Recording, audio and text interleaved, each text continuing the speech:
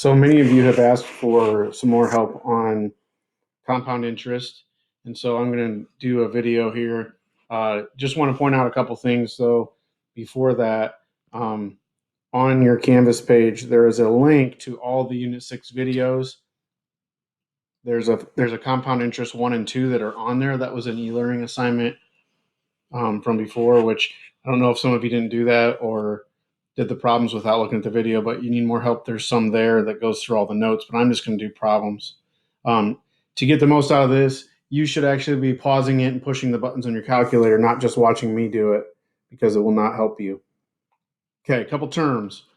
Inflation, they come up in problems. Inflation is when prices are going up. So something now, like gas now costs more than what it did when I was in high school. So inflation, if they give you a rate like 3% inflation, um, that means that you're multiplying by 1.03 to get the next year's price. Okay, so depreciation is the opposite of that. That's things going down in value, like cars.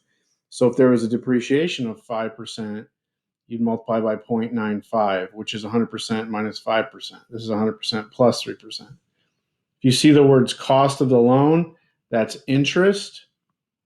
So whatever you pay above and beyond the original price. And then this equivalent simple interest is just something that's helpful to know. When you're doing compound interest, you can figure out what the equivalent simple interest would be. And that's just using the basic formula, principal times rate times time, or they have CRN over 100. The reason why is they just change R to a percent for you. Okay. First problem. Siegfried invested $1,200 that paid 3.5% per annum. That's per year, compounded yearly. Okay, so we read this. That means K is 1. And we know the initial amount. And it says after 4 years, how much has he earned? So we're going to go to our finance app. And what goes in the N is the number of years times K.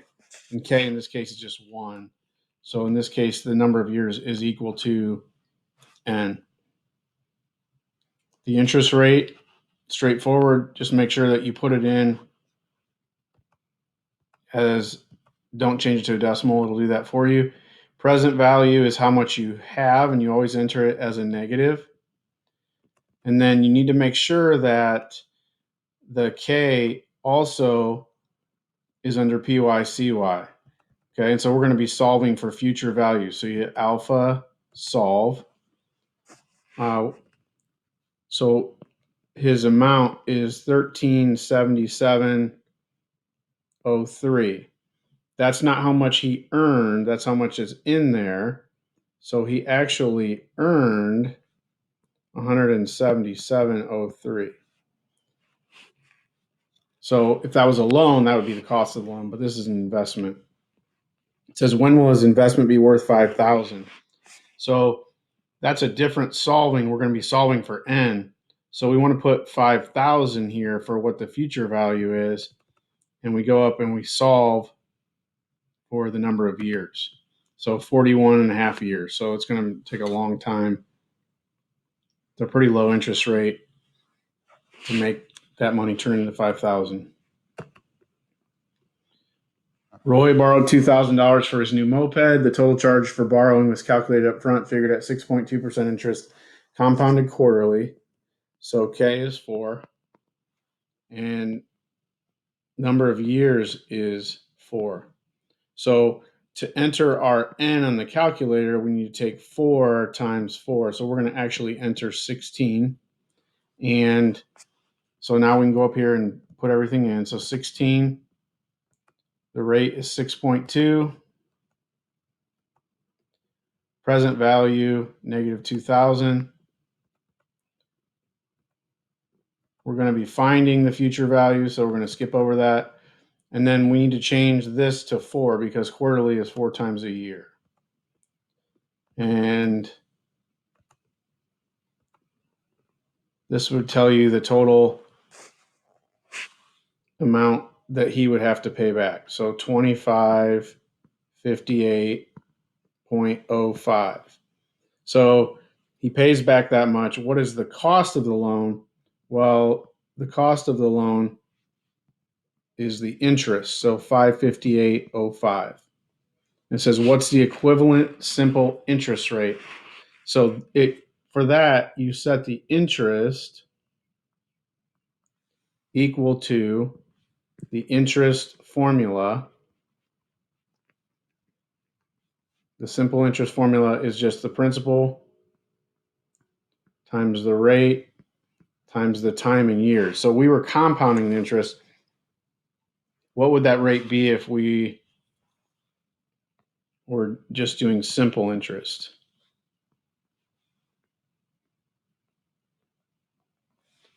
So we're going to divide 558.05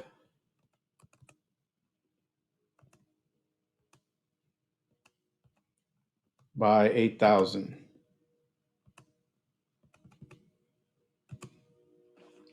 And so you get 6.98%.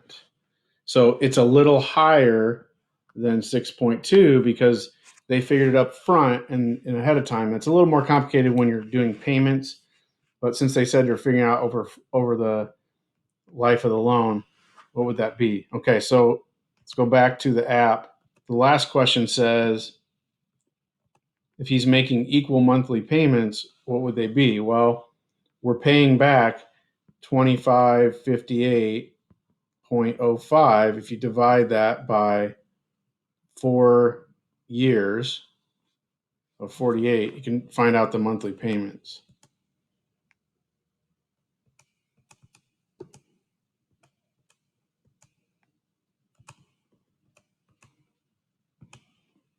So $53.29. That's different than finding payments on your finance app. We don't really do problems like that. We may do some after break. Okay, Tiger King wanted to compare some investment options. $2,000 to invest, wants to figure out how long it would take for his money to double.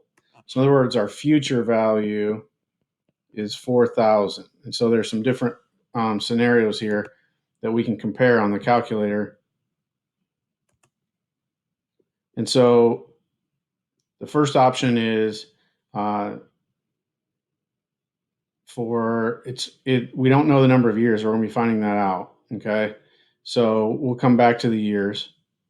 We can enter the rate 8.2, and we have $2,000 we're going to invest, and we want to end up with 4,000. And the PYCY is 1 because it's annual. So we go back up, and we're going to find out how many years it will take. So the first one is 8.795 years. So you could figure out the years and months, but since you only get interest at the end of the year, that's going to be 9 years before you get your interest. Okay, so the only thing now that changes is where the K is. So, and the rate, sorry. So 7.9 for the second one. We still want to have 4,000 at the end. It's quarterly, so these change. And we go back up. So it's a little lower interest rate, but more compoundings. So we're going to solve it. Now, here's the trick. Okay, so it's not 35 years because remember, N is 4 times the number of years because it's quarterly. So we need to take our 35.44 and divide it by 4.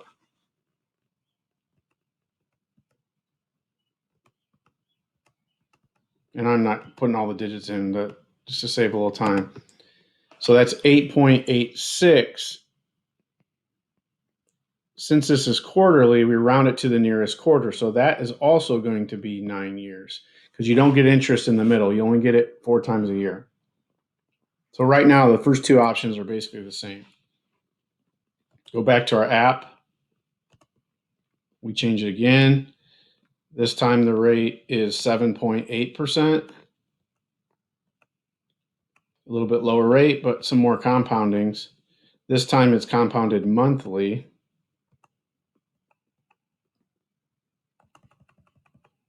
and we go to solve,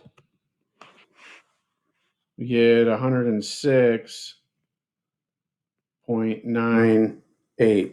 But remember, though, that's 12 times the number of years. So I need to take 106.98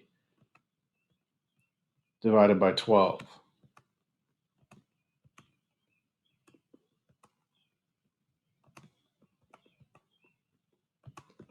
So that's 8.915 years. Now this is compounded monthly, so I'm going to round this to the nearest month. So I'm going to take 0.915 times 12 because that will tell me how many months, because there's 12 months in a year, not 10, so I can't use 0.9. So that's 10.98 months. So this final answer is really 8 years and 11 months. So this one is a little bit sooner, 1 month sooner. Okay, let's go to the last one.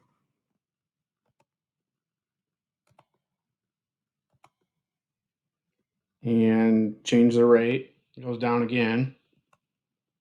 But you see how the compoundings can really affect. Now this one is going to be 365. We're just going to not worry about leap years. And we solve this, it's going to be even bigger. So 3286.04. But that equals 365n. So I need to divide that by 365.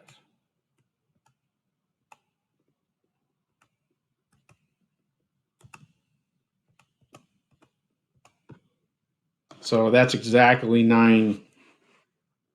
And since it's compounded daily, you could take that 0.02849 times 365, and that would tell you the exact number of days even. So 9 years and 1 day. So they're all pretty close. The rates change. Turns out the best deal here is the monthly compounding. You get your doubled money in 1 month earlier.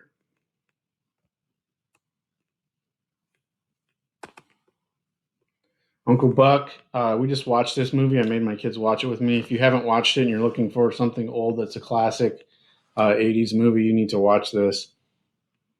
John Candy. He needs to have $10,000 in 4 years to pay off his gambling debts. Right now, he's investing $6,000. What's the rate of return? So, in this case, when we solve, this time we know the time and we know the amount we're going to be solving for the rate. So, I'm going to skip over that. So, right now, I have negative 6,000 and I want to end up with 10,000. When you meet with a financial planner, this is a lot of times what they're calculating. So in the first case, the compoundings per year is 1. And that means n is just 4 because 4 times 1.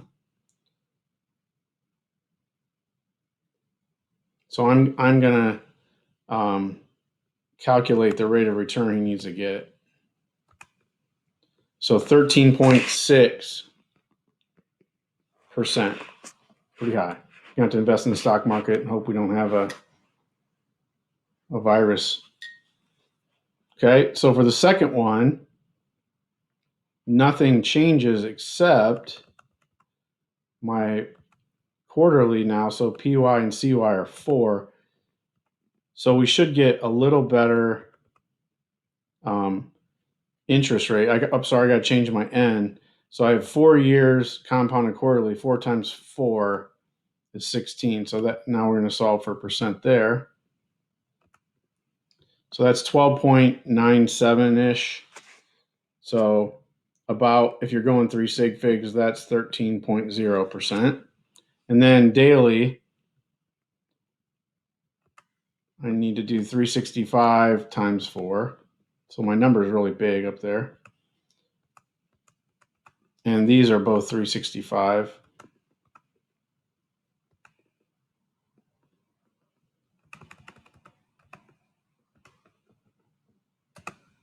So 12.8%. So this shows you like compoundings, the more compoundings you have on your investment, the lower rate you need to get, because you're getting interest. Basically, it uses a simple interest formula every month, and you make interest on your interest. All right, so now we're going to do a little bit with conversion. He converts his money to kuna. So he has $10,000, and he's going to move to Croatia. So there's an exchange rate. Just got this off Google. How much will he get? The bank charges 2.5% commission. So exchange rate. So $1 equals 6.83 kuna. And so we have $10,000, and we're trying to find X. So you just line up your units. So for this, to solve this one, I'm going to cross multiply, and I'm going to end up with 1X equals 6.83 times 10,000. Now, you may remember from elementary school, you multiply by 1,000, you can just, or by 10,000, you can just move the decimal point. So 68,300 kuna. Sounds like a lot. Okay. But he doesn't get all that money because there's a 2.5% commission rate. So he only gets 97.5% of that amount. Of means times. So he really gets 66, 592.5. And I don't know how the units go with kuna. Okay. And so we're going to this next part here where he finds out his landlord will only accept euros. And so he looked up how much rent is, and rent is $200 to $350 a month. So we're going to average that and figure out we're going to get an average apartment. But that is in euros. So an apartment costs 275 euros. And so we're going to convert to see how many months he can pay for just rent.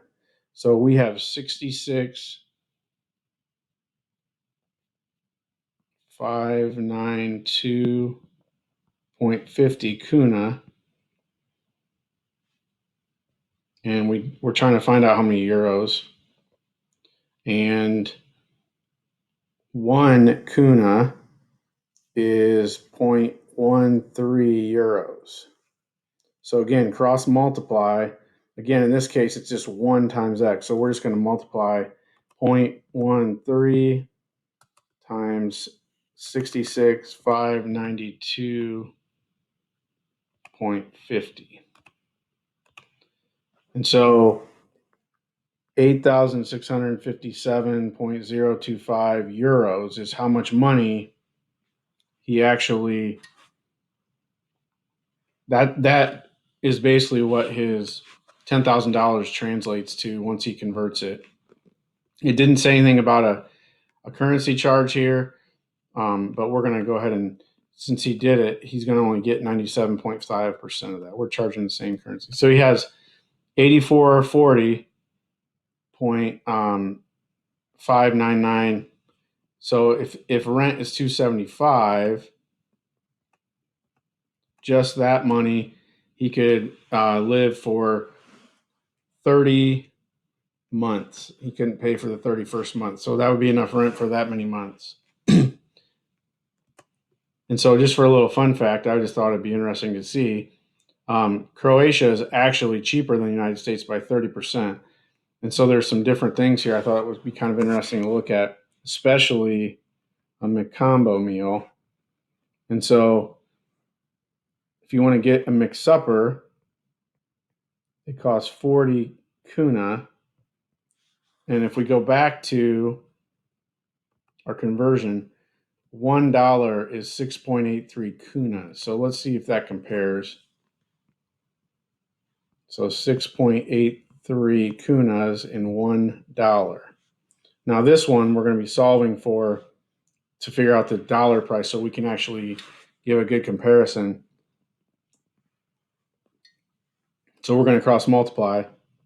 6.83x equals 40.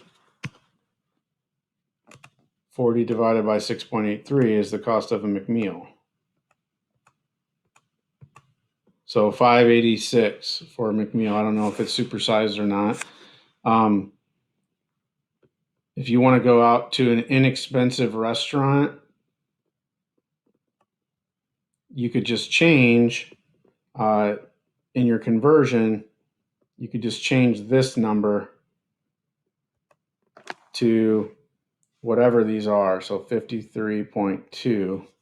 So I'm going to take 53.2 divided by 6.83. So $7.79 to go out. And you can look at some other things. You get your Crappuccinos. So 11.18 divided by 6.83.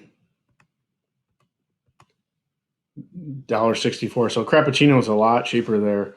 And you can see the different price ranges they have. There's all kinds of information on currencies and that sort of thing.